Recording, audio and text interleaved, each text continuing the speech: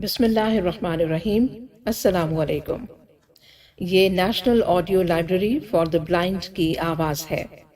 آپ سن رہے ہیں حضرت مولانا جلال الدین رومی رحمۃ اللہ علیہ کی حکایات پر مبنی کتاب حکایات رومی۔ اسے آپ کے لیے پڑھ رہی ہیں فرحان ناز۔ حکایات رومی، صفحہ نمبر 163، حکایت نمبر 42، بے چینی اور اس کا حل۔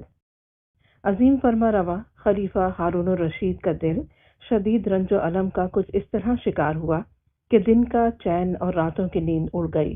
بے سکونی اتنی بڑھی کہ اپنے وزیر فضل بن ربی کو بلا بھیجا اور اسے اپنی اتنے دنوں کی بے چینی کا حل تلاش کرنے کو کہا۔ کوئی روحانی عامل تلاش کرو کہ کسی طرح طبیعت کو قرار آئے۔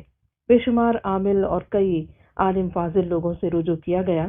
انہوں نے اپنے اپنے علم کے مطابق جان توڑ کوششیں کی، لیکن خلیفہ کی طبیعت کو چین نہ ملا، بلکہ بے چینی کم ہونے کے بجائے بڑھتی گئی۔ آخر وزیر باتدبین نے گزارش کی کہ ذل الہی، اب ایک ہی بزرگ ہستی رہ گئی ہے، میرا یقین ہے کہ وہی ہستی آپ کے غم کا مداوا ہوگا۔ ہارون الرشید نے بے تابی سے پوچھا، وہ کون سی ہستی ہے جو میرے لیے باعث رحمت ہو سکتی ہے؟ وزیر نے عاجزی سے عرض کیا، وہ صوفی بزرگ ہیں جنہوں نے دنیا کی تمام نعمتوں سے کنارہ کشی اختیار کر لی ہے اور کسی کی جاہ و حشمت کو خاطر میں نہیں لاتے۔ ہارون الرشید نے بے تابی سے کہا، ایسا ہے تو ابھی چلتے ہیں۔ بادشاہ سلامت وزیر کے ہمراہ رات کے اندھیرے میں اپنے محل سے نکل کر فضیل بن ایاز رحمۃ اللہ علیہ کے سادہ سے حجرے میں پہنچ گئے۔ وزیر نے دروازہ کھٹکھٹایا۔ اندر سے ایک کمزور سی آواز آئی، کون؟ میں ہوں وزیر، اور میرے ساتھ بادشاہ سلامت ہارون الرشید ہیں۔ وزیر رحمۃ اللہ علیہ کو بادشاہ کی آمد کو سن کر افسوس ہوا۔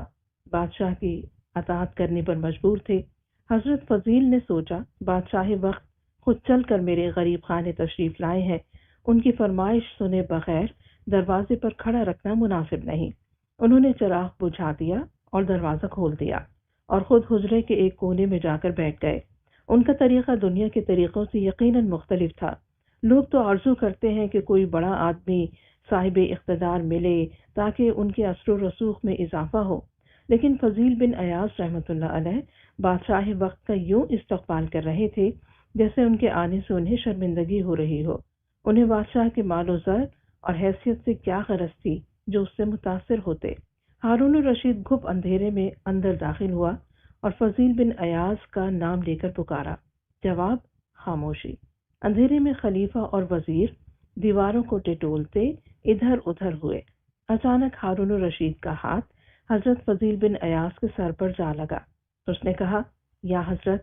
پھر سرکار خاموش رہے۔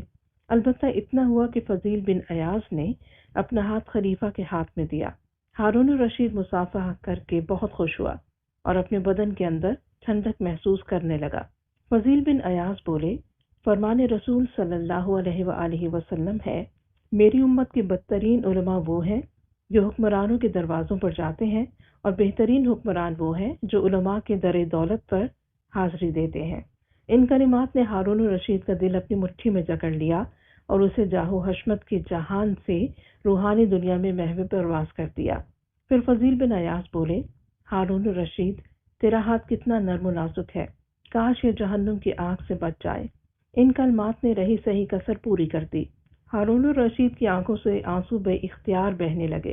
پھر حضرت فضیل بن ایاز کی آواز ابھری، ہارون الرشید، اپنے پاؤں کو ڈگمگانے سے محفوظ رکھو، اللہ تعالیٰ تجھ پر رحم فرمائے گا۔ وقت آخر کوئی وزیر کوئی مشیر تیرا رہنما نہ ہوگا، فقط تیرے اعمال تیرے کام آئیں گے۔ ہارون الرشید پر رقت طاری ہو گئی۔ وزیر نے جب یہ حال دیکھا تو خوف زدہ ہو گیا اور کانپتے ہوئے بولا، سرکار نرمی فرمائیں، ان کے حال پر ترس کھائے، دیکھیں ان کی حالت کیا ہو رہی ہے۔ فضیل بن ایاز نے اب وزیر کی طرف رخ کیا اور بولے، تم اور تمہارے ساتھی دربار میں ایسے حالات بناتے ہو کہ یہ گناہ پر گناہ کرتا جائے۔ کبھی تم لوگوں نے اسے کسی غیر شرعی فعل سے ٹوکا ہے؟ تم ایسا کر بھی کیسے سکتے ہو؟ تمہیں تمہاری وزارت عزیز ہے۔ فضیل بن ایاز رحمۃ اللہ علیہ دوبارہ ہارون الرشید کی طرف متوجہ ہوئے۔ اے حسین چہرے والے! ہارون الرشید کا رنگ گورا اور نقوش دلاویز تھے۔ قیامت کے دن اللہ تعالیٰ تجھ سے اپنی مخلوق کے بارے میں باز پرس کرے گا۔ اگر تو اپنے چہرے کو آگ سے بچانا چاہتا ہے تو بچا لے، تو ہرگز دیر نہ کر۔ کل کس نے دیکھا ہے تیرے دل میں رعایا کی کسی فرد کے لیے بھی بے انصافی، کدورت یا بغض ہے تو فوراً اپنی اصلاح کر لے۔ ہارون الرشید نے وقت رخصت ہزاروں دینار ہدیہ دینے کی کوشش کی۔ فضیل بن ایاس یہ ہدیہ قبول کرنے کو قطعی تیار نہ ہوئے اور فرمانے لگے، حکمرانوں کے تحائف رشوت ہوتے ہیں، ان کو قبول کرنا کسی طرح جائز نہیں۔ ہارون الرشید، میں تمہیں نجات کا راستہ بتاتا ہوں اور تم اس کے بدلے مجھے معاوضہ دینے کی کوشش کرتے ہو، خدا تمہیں عقل سلیم دے۔ اس کے بعد فضیل بن ایاس نے چپ ساتھ لی اور ایک لفظ بھی منہ سے نہ نکالا۔ اب بادشاہ اور وزیر نے سمجھ لیا کہ اس رخصت پر ہمیں چلنا چاہیے۔ وہ چلے تو آئے مگر درویش بابا کی باتیں ان کے دلوں میں جگہ کر گئی تھیں۔ ہارون الرشید نے اپنے دل میں ان کے لیے انوکھی محبت محسوس کی جس نے ان کے ایمان اور یقین کو جلا بخشی۔